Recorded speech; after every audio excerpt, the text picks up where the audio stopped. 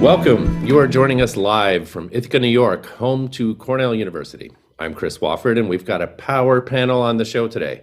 But before we achieve or even attempt liftoff here, a couple notes to our viewers. This event is being recorded. Yes, we are live right now, but this event is being recorded. So if you have to leave early or you want to share this with colleagues in the future, the recording will be available at this very same URL that you are at in perpetuity, right? So just give us a couple minutes after the show ends today, and the recording will be live. We are interested in your questions. Yes, the panel is going to be engaged in a pretty deep discussion throughout, but we'll take your questions in the chat. So launch the chat by clicking that dialog box in the top of your video stream player, and that should get you going. We are also going to be asking a few poll questions. There's an interactive component to this as well, and you may launch that by shooting the QR code that's going to appear on your screen with your phone and submitting your poll answers that way as it comes up. There'll be 3 instances where we're asking for poll interactivity. Throughout the discussion, we'll be sharing a few URLs and resources in the chat as well, so heads up for those. And if you happen to be watching the archived recording, later on, the links that I have just mentioned will be available in the overview section below. The chat does not preserve or convey in the future recording. So again, if you hear URLs or resources mentioned during the show, they're in the overview copy just below here. So kicking things off today is Dan Cooker from the S.C. Johnson College of Business at Cornell. Relevant to today's topic, Dan is faculty leader of Cornell's new Omnichannel Leadership Immersion program, which will take place this June at Cornell Tech in New York City on beautiful Roosevelt Island. You'll see in the link in the chat for more info on that, and you may hear it mentioned throughout the conversation, but we'll share that link in the chat with you throughout today's discussion. So Dan, I'm going to pass the mic over to you. Let's get into it. Thank you, Chris, and welcome everyone. Before I introduce our panelists today, I'd like to know where everyone's calling in from. So we have a poll question available to you all joining us, and we'd like to see where you're joining this discussion from. So please take a minute and fill that out.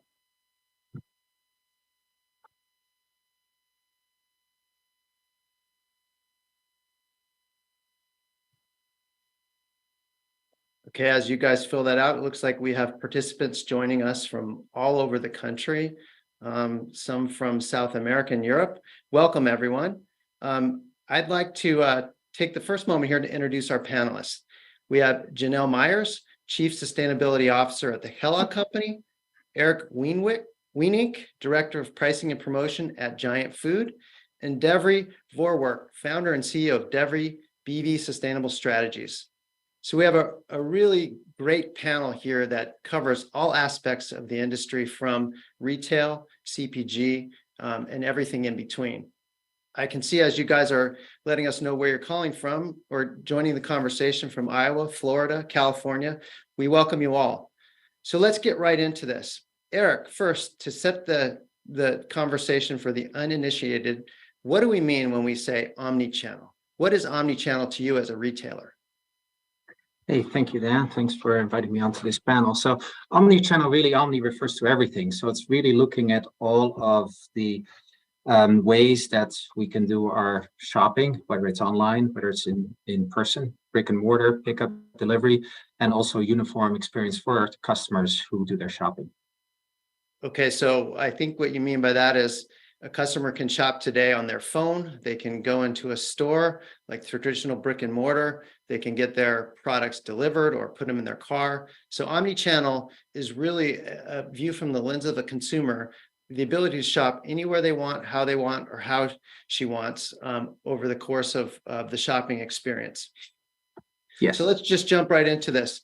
Devry, you've had a very robust career in the food area of food, starting with Cargill. But during the height of the pandemic, you were the Chief Corporate Affairs Officer at Grubhub. Mm-hmm. What did you learn in that role, and how should we be thinking about omnichannel? Well, first of all, hello everyone. Nice to be here with you. I mean, I think it's interesting. It was by sort of divine intervention that I was asked to step in and be on the leadership team of a mobile food delivery company during the pandemic to really experience what consumers are going through in terms of how they're going to get access to food and to their basic necessities. And so COVID really kicked off, I believe, the exploration beyond the brick and mortar out of an imperative.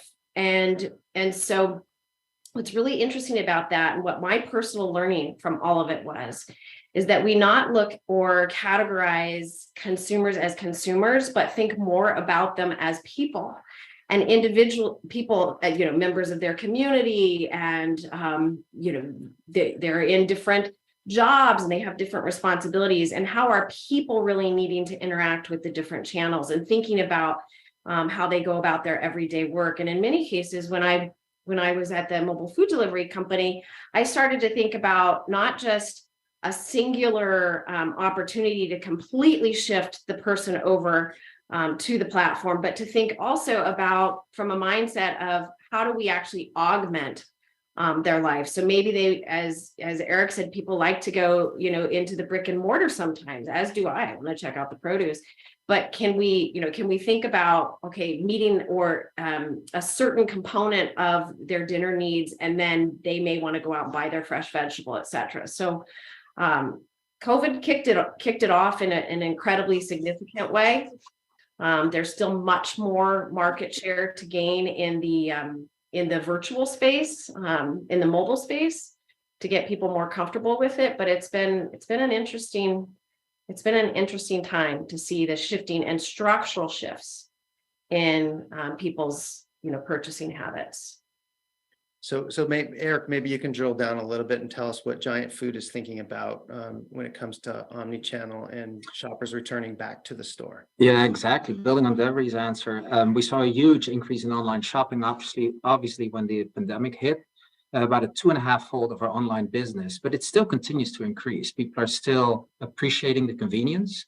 But what's interesting is also to see how it's more of a mix. There is some of the home delivery, there's some of the pickup at the store as well, and then there's the traditional brick and mortar, which is still the bulk of our business. Although the inflation does play into this, as the pricing guy, obviously costs, is something that we look at every day. And we have seen that as we have this high rate of inflation, some people are moving back from the luxury and the slightly increased cost of convenience in the online shopping back into the brick and mortar themselves. Got it. And Devery, back to you. You have a podcast called Crisis Ability, and you talk about with every crisis, there is a possibility, or there lies a possibility. What are some of the possibilities that you see emerge from this global pandemic? Thanks for mentioning it. In fact, crisis ability, sort of the I and possibility, the mashing of the two words, was founded the week here in Minnesota when our Governor Walz stood up and said, the world is shutting down. And a few of us came together and just said, we're going to need some optimism infused in the middle of all this, right? Because there's just so many different messages coming together, and Crisis Ability was born. And it was really about interviewing leaders around, how they manage through difficult times, to see if we could just find some different methods or ways that leaders could adapt. And so some of the possibilities that have come out, I mean, in retrospect, we had massive demand destruction in the food industry where we had gaps in the supply chain. And I won't go into it because we all know it now. But out of that, lots of possibilities popped up. I'll give you the example of the mobile food delivery space because that's where I was leading for a certain portion. When I think about here in the Midwest, DoorDash, for example, has a really big presence, and they have been able to step in where you've had those gaps, especially on the food security side, and find ways to use their capabilities. And Eric also matched with grocery stores to figure out how we're going to get, and food banks, to get to sort of those last mile opportunities. And so, people who are at that last mile that may not have the ability to go to a physical store, or, have the affordability at the time to be able to be purchasing on some of these platforms. So out of crisis came a real possibility for a whole set of stakeholders to come together and figure out how they would be serving food security needs. And that's just one. I could keep going, but I bet Eric and Janelle can think of some of the possibilities that popped up in their areas as well. Eric, if you want to comment, or Janelle, is anything that come up for possibilities for you? I can imagine, Eric, that the acceleration, the pandemic, people shifting from buying in restaurants to buying in store probably has accelerated your business, which in turn has helped the Kellogg company sell more products. So I imagine there's some possibility that came out of the pandemic. But as we move on, I want to get Janelle into the conversation here. I have a quick poll about e-commerce.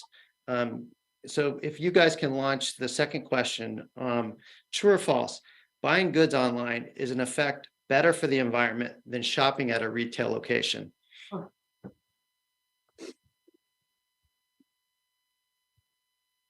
So we'll give the audience a minute to answer that question.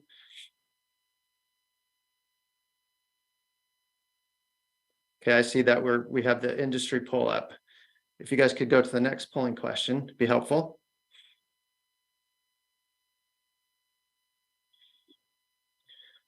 All right, so I can see that we have various different industries on the poll. Here's the poll. So buying goods online is in effect better for the environment than shopping in a retail location. True or false?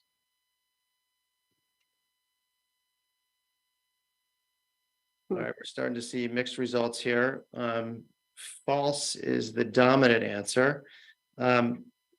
Regardless of your position, I'd like to move the conversation into sustainability and e-commerce and online shopping.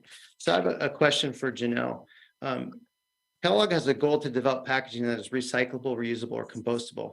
Can you share more about your efforts and the efforts of the Kellogg company? Yeah, thank you so much. Greetings from Battle Creek, Michigan, and the Kellogg Company. We are a global manufacturer of cereal, snacks, and plant-based foods. It's an honor to be here with everybody today. Maybe before I jump into packaging, I'll just share a little bit about our ESG, environmental, social governance strategy. So our company was founded in 1906. Our founder, W.K. Kellogg, was an early philanthropist and conservationist, and he believed that part of running a good business was doing good for society. And this promise has guided our company for almost over a century. And it remains our promise to create better days, a good and just world. And we define better days as a place where people are fed and fulfilled, a day where our planet thrives, and a day where there's a place at the table for everyone. And that promise to advance, our Better Days promise to advance sustainable and equitable access to food by addressing the intersection of well-being, hunger, sustainability, and equity, diversity, inclusion. And in doing so, we're hoping our aspiration is to create better days for 3 billion people by the end of 2030. And so we do have sustainability commitments, hunger commitments, well-being, and equity, diversity, inclusion commitments. But what I'll focus on here is definitely our packaging commitments. And thank you so much for that question.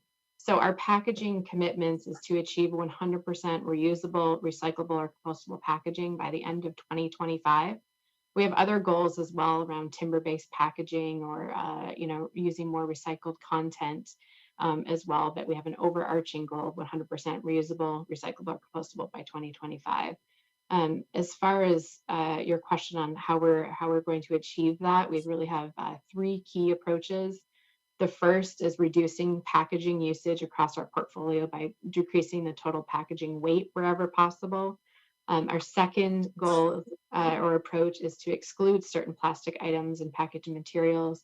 This includes all single-use foam and plastic silverware, straws, bottles at our global facilities, and then single-use plastic cutlery, and exclusion of single-use plastic straws, stir, those types of things.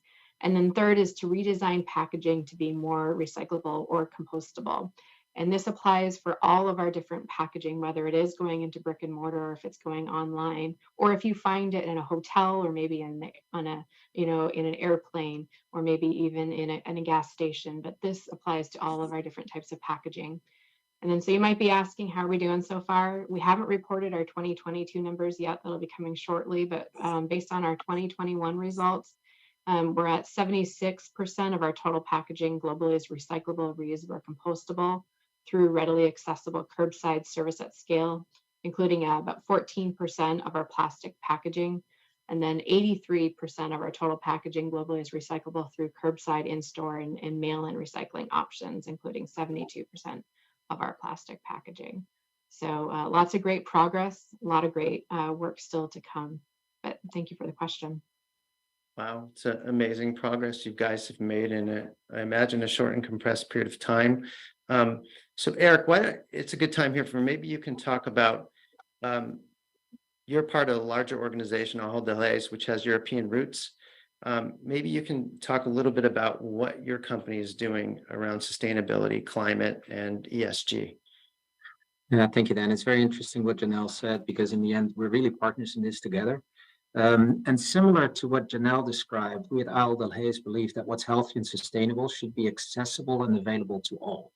So what does that mean? That means that our approach is to make every choice that the customer makes is the better choice. And we have 4 pillars on that. We have healthier choices, product transparency and sustainable products, eliminating hunger and waste, and the climate impact. So in that, we have to and want to partner with the CPGs, so really that we can provide the more sustainable packaging, that we can source maybe more locally where we can. And also tied to that is really transparency to our customers. Provide them with the transparency. We offer How Good, which is providing sustainability information on all of the products that we sell, just so that we can empower our customers to make the choices that we think are the better choices for our environment. Great. Can you say a little more on how you partner with the CPGs to deliver that value or create that value? This is absolutely where we have set our goals. So we work with the CPGs, just like Janelle shared on some of their propositions. These are the products that we try to bring into our stores. And this is where the partnership goes all the way across. So that includes our customers as well. So we're really looking for our customers to vote with their wallet where they can on the products that are more sustainable, to purchase those, and really drive that adaptation and to help us get to those economies of scale. Got it. Thank you for that. I'm going to come back to you on a follow-up question, Eric, on will the consumer actually pay for the efforts around recycling and sustainability. But Deborah, you've done some work in this space, and why is it so important that CPGs and retailers get on the bandwagon now with things like recyclable packaging? If you think of the platforms, Amazon, Walmart, Target, talk a little bit about why it's so important now. Well, we can all talk about sort of the imperative around, the environment, et cetera. And I'll give you one example and then talk more broadly about the platforms. But when I first stepped into my role at Grubhub, I received the first week about 10,000 emails from the president of Habits of Waste. It was a campaign, and Sheila Moravati, who I just absolutely adore in terms of her efforts and work on reducing plastic waste.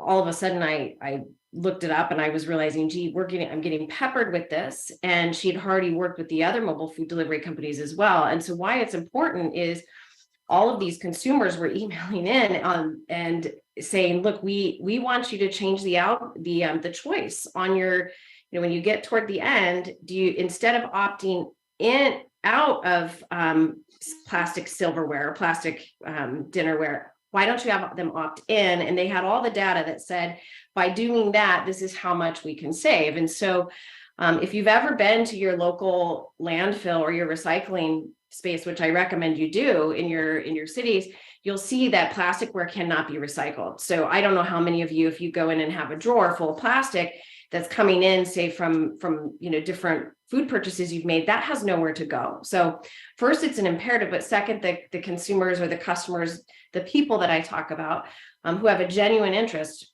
are interested in it.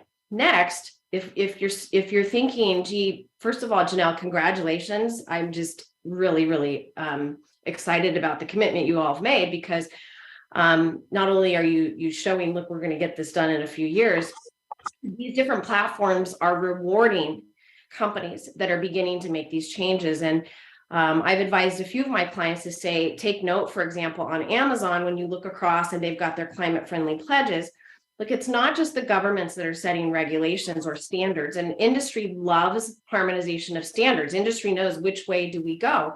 However, a lot of these platforms are starting to determine some of the standards around sustainability. So if you look at the climate friendly pledge on Amazon, what will end up happening if you go through all of the requirements here to get to a climate friendly pledge, and you may start seeing your product get further up or get classified as a sustainable product. And for many of you online, you're probably experiencing that no matter where you are in the world. In China, for example, WeChat is used, or in other countries. And so what's happening is consumers are saying, when I've got a choice, maybe I spend a few more dollars here, and I actually go through and actively try to find my sustainable products. And so whether you're selling vegetable oil or you're selling, well, I love, Janelle, we were talking about before we were all online, Cheez-It packets for your kids' lunch, you're going to start to see that you will be rewarded if you actually investigate how you can meet those consumers' expectations. That's good. Dan, I have one build too. Please. Yeah, I really liked your question about how we can all partner together as well too. And there are a lot of programs that are, provide a lot of synergies, a lot of retailers, a lot of CPG and others. We all have similar goals as well too, whether it is around climate or, around responsibly sourcing ingredients or packaging. So I think there's a lot of synergies against our goals. One area where I think there is some synergy as well too is being able to help provide some consumer education on which products can be recycled. And so I just encourage one of the things to look for on your packaging is something called How to Recycle, the How to Recycle logo. It actually shows you, what are the components of that particular packaging and if they're recyclable or not. You'll find that many of your favorite Kellogg products already come in recyclable packaging. You can look for the badge on the back of the box to see how it can be recycled. And those boxes can be recycled with other cardboard packaging and the inside liners. Some of those can be recycled by dropping them off in grocery stores, which is another great way to partner between CPG and retail as well. And you mentioned Cheez-It, so I appreciate that as well too. You can definitely recycle both your cereal liner and Cheez-It liners and front of store drop-off bins, right where you collect the plastic bags as well too. So How to Recycle, I think, is one great cross-industry initiative for everyone to help support. That's fantastic. It is fantastic. I actually have a question from Joel in the audience, and it's a question for Janelle about the hurdles of moving from bag and box to a singular package. And I can imagine it's something to do with perishability of the product, but from what you just said, both are recyclable now.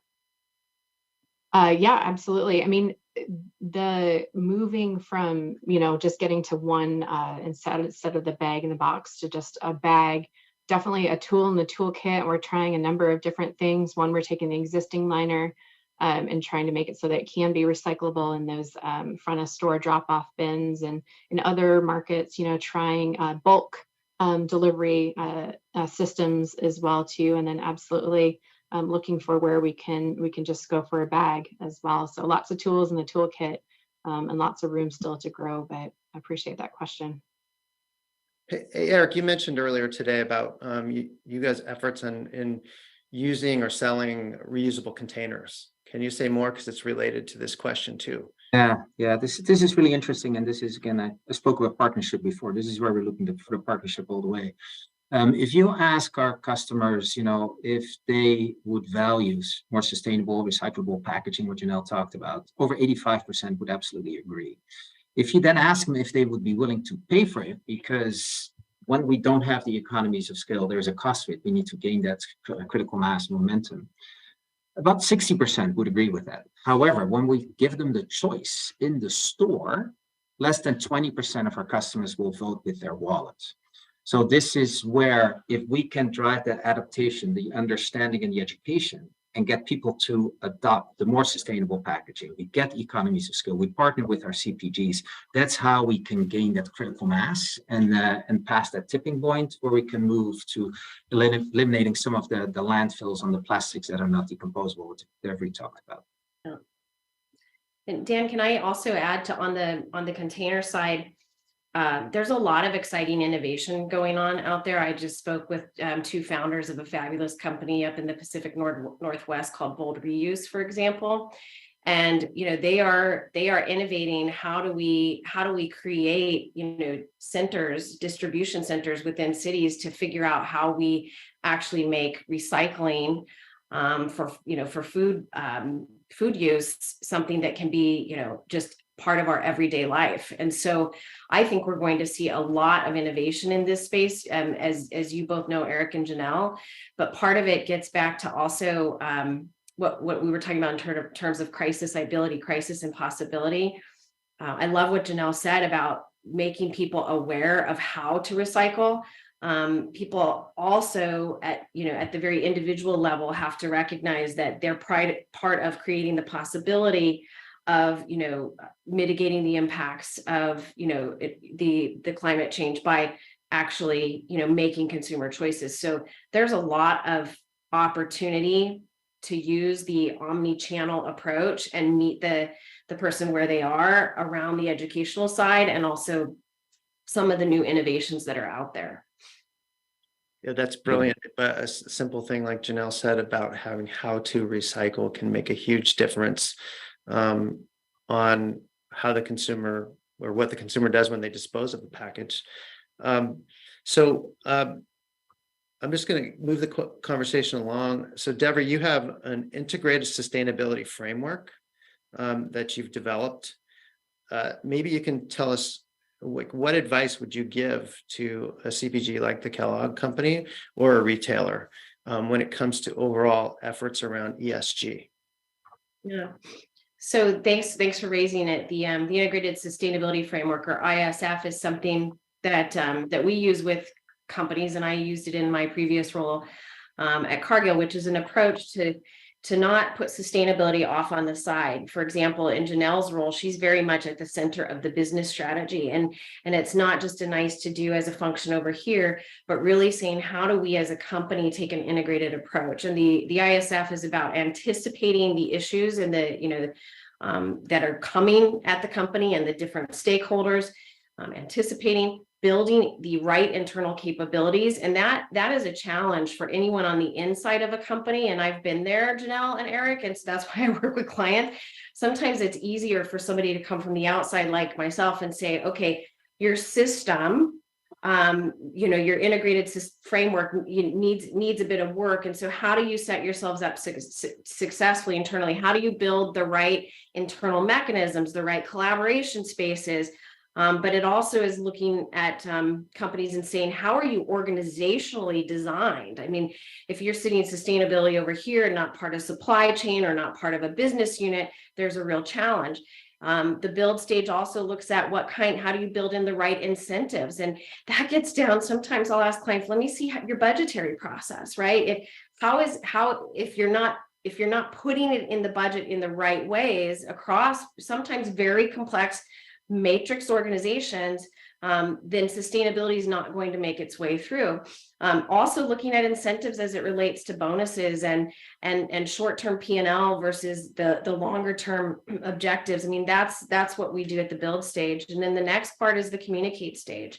A lot of times companies may come and say, we're doing all these things, but you're not communicating it. And what I advise is, sustainability is not a communication strategy, and both Eric and Janelle will tell you the greenwashing risk is way too great for a company. So communicating is as a result of those other actions. And then leadership is the other part of the ISF, and it's all integrated. So each company can look and say, gee, maybe we need to focus a bit more on our leadership intent and where we want to go, or we've already built out all of these, but now we need to communicate. So there's not a singular approach. Companies will have to back up and even look at their own internal culture and hold up the mirror and say, and I say this, companies are not set up to succeed in sustainability, but they can set themselves up to succeed by actually going it through and doing the tough work. I don't know how that resonates with you, Eric and Janelle. It's not. No, I can speak to that, Deborah, because this is very important to all of us. As a European company, it's very high up in our banner, sustainability, and So we already adopted science-based climate targets back in 2020. Just to what you talked about, we built it into our framework. And we have very clear targets where we're looking at achieving zero waste to landfill, for example, by 2025, or 100% reusable, recyclable, or compostable plastic packaging by 2025, increasing the recycled content. So that's just on the recyclable side. On the sustainable side, we also want to achieve 100% social compliance and food safety certifications by 2025. We're even moving towards cage-free eggs. So, it's a broader spectrum where we also talk about food security and climate impact. They're all integrated, but we build it into our goals and also what we report about against to our shareholders, so that it's not just, an ideal out there, but it's very tangible with specifics. Janelle, would you say it's consistent at your company? Yeah, no, Deborah, thank you for that. And yeah, very consistent to Eric as well, too. We talk a lot about governance here, how best to integrate these topics into the business. So for example, we have a very small core team in sustainability. Many of our teammates are embedded into either procurement or our supply chain team or ethics and compliance or other organizations within Kellogg across the globe. And then also one of the things I think is really important is that visibility from a cross-functional perspective. And so we've created something in the last year called a Global ESG Council. So I talked a little bit about our Better Days promise, where we really focused on 4 intersectional areas, which was sustainability, equity, diversity, inclusion, well-being, and then hunger. So we have those 4 teams, our executive sponsors, some of our subject matter experts get together with other, functions within, whether it's marketing or legal or what have you. We get together on a quarterly basis and talk about our goals, our commitments. How are we doing? What are best practices? What are some of the challenges? And it's also the form that we take new goals through and new strategies through, so we can align at a cross-functional, global, and regional level. And I think that's really important, that you think through the cross-functional nature and what structure works best, including how you set up things like incentives or the org structure. You really have to think through what are those levers of change, and typically those are closer into the business. You want to make sure that you have all those right connection points. So totally agree. Yeah. Can I drill a little, because there's a couple questions from the audience around contractors and vendors and ensuring that they're compliant with your ESG goals. Can you guys comment on how you do that or how you think about that? Mm-hmm. Well, obviously we can't do it alone, Dan. So we work with third parties to make sure that we get the certification. So we want to make sure that we not only say these things and set these goals, but that when we perform and report against them, that it is what we're actually doing. So that's why we work with third parties to provide transparency, to identify, are we in compliance with some of the food certifications, safety certifications, for example. Because it is through partnership that we can achieve that. But it is, goes up to the highest level, just like Janelle, compliance officer, same thing that Aldo has. We have a corporate compliance officer, sustainability, puts, our money where our mouth is. Yeah. And I would just add to that, I think, first it's really, you have to be really clear about your expectations. So whether that's in your global supplier code of conduct or particular policies you might set on human rights or palm oil as an example, you have to be, set the right expectations. And then I think, measure against the commitments that you have that overlap with our suppliers as well too. And then I think the third is that our suppliers and further back within the supply chain as well, those are partners. Yeah. I think it's, you have to work together and try to align your commitments and then find those solutions together, whether that's through joint business planning or, some sort of work together on the ground to help solve these challenges. So I see them as partners in the journey. Dan, the food industry is a really good model for this. I mean, a lot of companies put in, supplier codes of conduct, et cetera. But when you back up and think about the food industry, how critical it is that we deliver safe food. We have a lot of experience in the industry around safety protocols, and these same types of protocols can be, deployed on sustainability. The key is that the companies themselves, if they are prioritizing as they should around things like ensuring there's no child labor in their supply chains, or ensuring certain environmental practices, that those get translated not just once, but as Janelle said, be very, very careful on the partners that you pick. And then internally, from a cultural standpoint, empowering any employee at any level to point something out, right? And that's done on food safety, and that can be done on sustainability as well. So having a really transparent mechanism for people to raise their hand and say, hey, this isn't in line with our acceptable practices. That makes sense. Maybe Deborah, you can take this question from one of the participants about tracking and holding vendors and contractors compliant for DE&I. What's the strategy for that? Yeah, Janelle, are you dealing with that directly? Because I don't. Yeah, maybe is that okay? I'm gonna, because she's in real-time role doing that. So okay. Yeah. No, absolutely. In our maybe just for the I didn't talk a lot about our AD&I pillar of ESG, but we have a focus, of course, within our own operations with our own employees around gender parity and making sure that we have underrepresented talent as well too, in our own pipelines and in our management roles and so forth. But we definitely also work with our suppliers as well too. And our procurement team does an amazing job leading our supplier diversity program with the rest of the organization. But we have on our tier 1 suppliers, so tier 1 would be suppliers that are directly supplying to Kellogg, and this is in US, in our North American business. We have a percent every year of our total spend with suppliers that we want to come from diverse suppliers. And so therefore, we partner with organizations like WeBank and other kind of diversity certification boards to be able to help support those programs, help identify new suppliers, diverse suppliers within our supply chain. So really look at increasing our overall spend with diverse suppliers as a part of our portfolio. And then also for a lot of our top suppliers as well too, we'll ask them the same exact question, how are you growing diversity spend within your supply chain as well too? So we focus on spend both at a tier 1 and a tier 2 level. Great. Interesting. We're having a lot of questions coming in now. We're having this conversation on D&I and sustainability. Eric, for you, how do you think about sustainability as a way to attract consumers or shoppers that think of it as a key reason for shopping in a store or buying a product? And how do you guys think about that? Well, I spoke before how it's part of our goals to really drive that adaptation.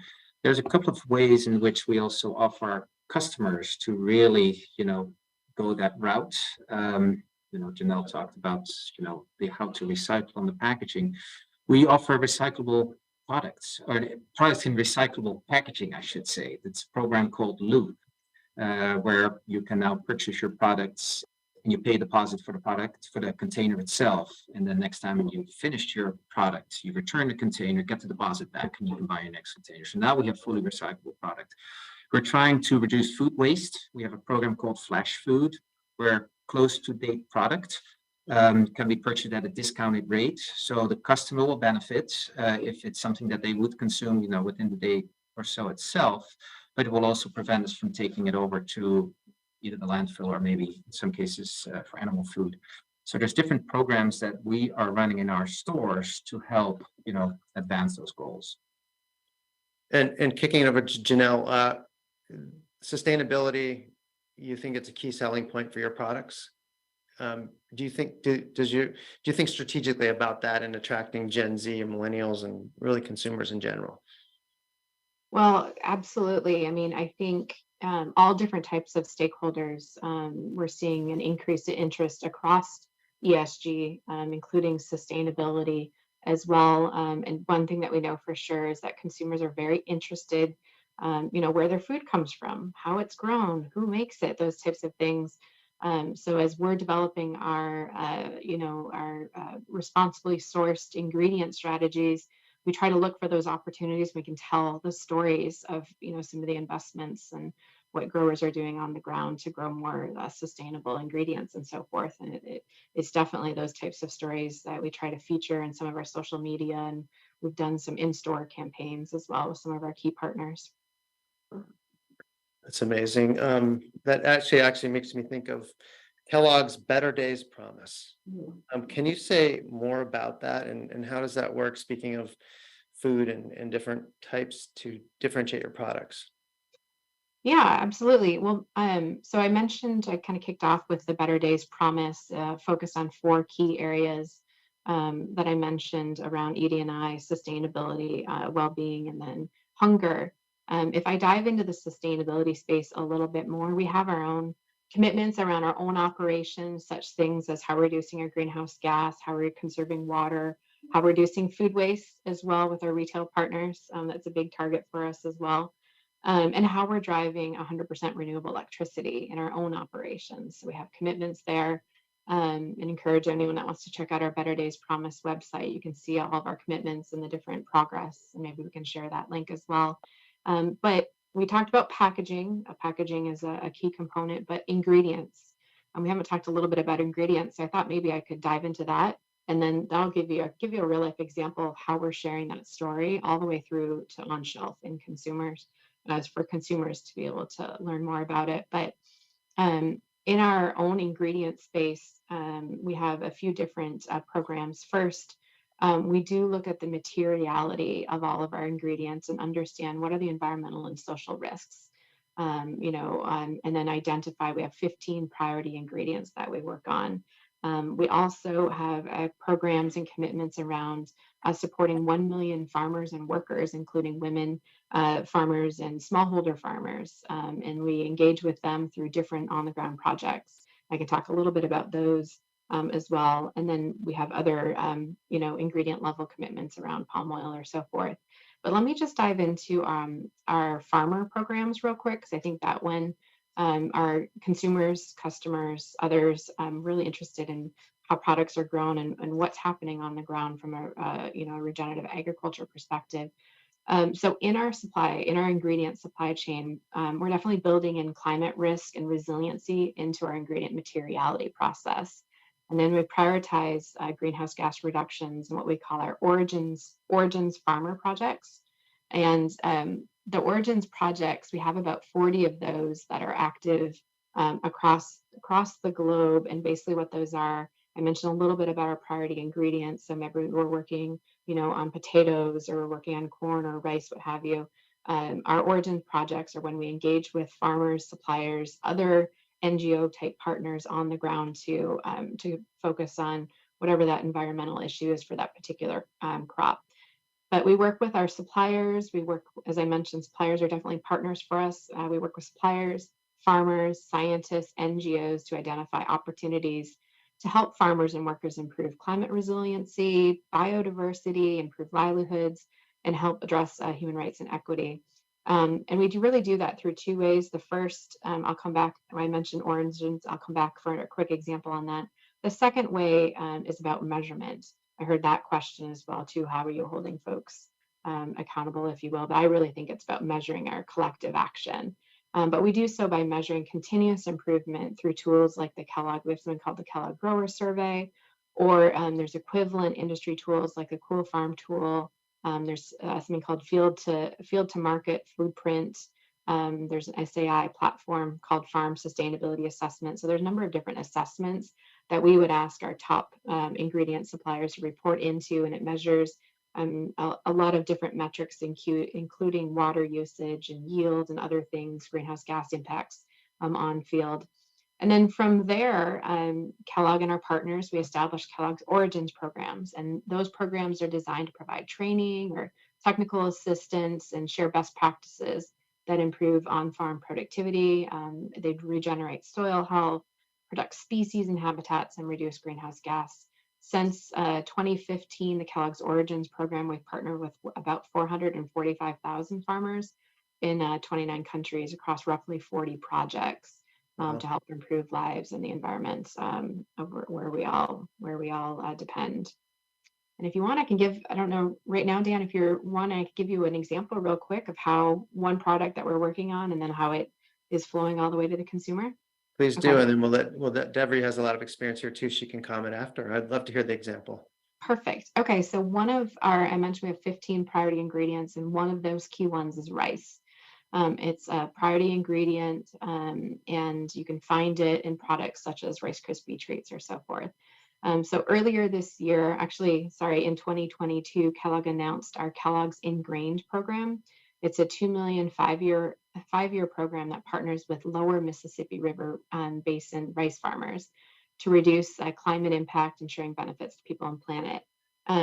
Why rice, you might be asking? Well, rice is a lot of methane is actually produced from rice production. It contributes to about 1.5% of the total greenhouse gas emissions, about 25 times more potent than carbon dioxide. And so much of the rice sourced in this area, Louisiana, that area is goes into Rice Krispie treats and others, as I mentioned. So obviously a key link with our brand and key responsibility that we feel for consumers as well too. So what we did is we identified partners. One of our suppliers, they're called Kennedy Rice. We also identified some technical providers like Syngenta. We also identified an organization called Regrow, who's actually helping us with satellite monitoring of the different solutions, but also they track the greenhouse gas progress before and after the harvest as well too. So in addition to the partners, supplier partners that I mentioned, typically we go and build one of these projects with a number of different partners so they can provide all different types of perspective. And so we actually partnered with one of our key retailers as well to tell the story. So this in 2022, we went through our first year of the program. We assisted the growers with technical advice from Syngenta. We also invested in an incentive we actually invested incentive for every greenhouse gas ton reduced. They received an incentive. They also growers also received an incentive for trying some of these more greenhouse gas friendly practices. And so we had these really great results. And this first year, we were able to partner with one of our retail partners to tell the story on product and store in Q4 of 2022. And then we also put the message on back of pack, how we're supporting U.S. farmers in this program. We also hosted over 200 parking lot, what we call retailtainment events. There was a booth that helped consumers understand the benefits of soil health and how our program is helping improve the soil health in the Louisiana rice program as well. We're pretty excited. We just closed that pilot year. We're looking forward to our second year. And the first year we removed enough greenhouse gas that's equivalent to taking about 345 gas-powered cars off the road. So looking forward, it was a really great year. Lots of applied learnings, both on how we're sharing this story with customers and consumers, but also how we can make the partnership stronger for year two and the years thereafter. So just a little bit of an example of how we're taking that story all the way to consumers. That's amazing that those little stories obviously make a difference, and you can really relate to those stories. That it's like the don't use plastic straws. It's small impact, but it gets people motivated behind it. We do have a skeptic. One of our listeners is talking about he tends to see consumer culture still price driven and as opposed to environmentally driven.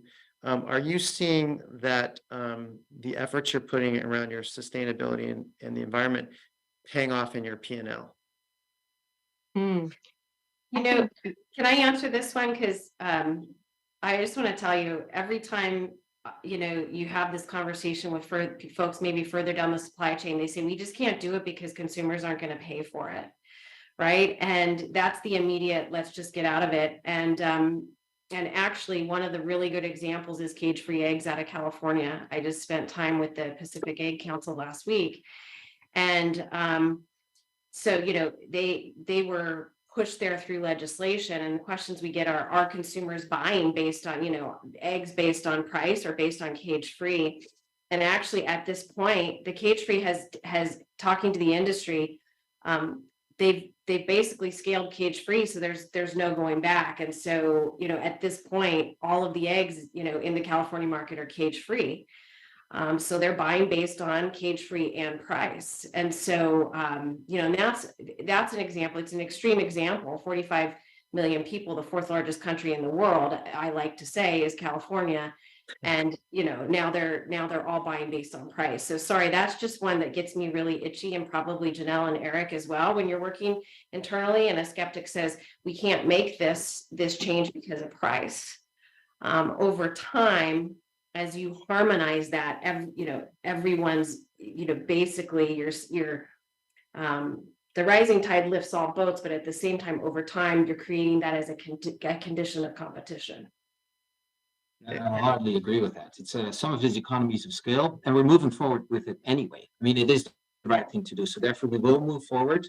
We build it into our P&L, and we will find ways to fund it, because this is the right thing to do. And our customers will support us in that. And we hope that they will adapt it as much as well. But there are certain goals that we have set in terms of reducing single-use plastics out of our products. And that's, you know, we are very transparent about it. There's third parties that measure and report it. So therefore, we have made these commitments. That's how we're going to get there. And it is through partnership, like what Janelle talked about before. But you're skeptic, whoever you are, it's okay to be a skeptic, because out of constraint, like, you know, comes innovation. And one of the biggest opportunity in food and agriculture is actually in the meat space, right? The animal protein space, and especially in dairy and cattle. And if we're looking at where do we go for the greatest impact, it's focusing on the CO2 footprint, or the CH4, or the CO2 equivalent of methane. And frankly, right now, a segment of consumers are looking for low carbon beef. But as Eric says, the imperative's there. And so here in the United States, but I'm also now seeing it matched over in Europe with the European Commission, we're starting to see the push for, you know, no longer is it just traditional sort of agriculture policy, commodity-based, you know, price policies. There's tons of money being put into, for example, at USDA, the climate smart grants, and they have prioritized where there's the greatest impact, which means looking at industries that are having sort of the largest footprint, like dairy and methane. And I see, Eric, and it's coming, the days where consumers will see the CO2 footprint on their pack of, if they're buying bison meat, or they're buying, you know, steaks, et cetera. I mean, the animal protein industry knows they can't get out of the conundrum and just say, well, gee, no one's paying for it, because actually we're all paying for it, right? It's much more costly to not do something than to do something. Right, yeah, I would agree with that. Very, very interesting. Great, Janelle, great example of putting into action and relating to the everyday consumer shopper.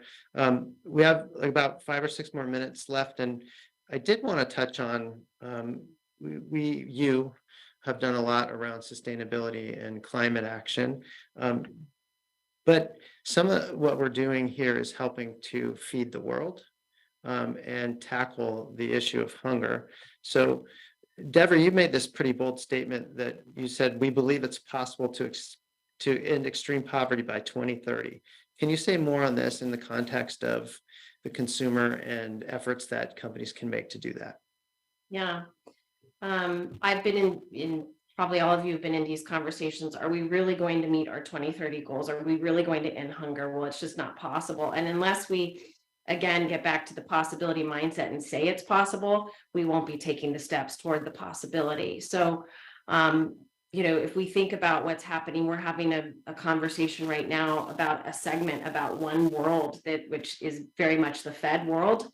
And even within that world, I mean, hunger is not, and malnutrition is not just an issue over there, it's an everywhere issue. And so through the crisis that is, we were looking at the numbers because I'm in the midst of doing an assessment of the 1-year impact of Ukraine, and the numbers last year at this time, we thought 500 million people would move into the acute hunger category.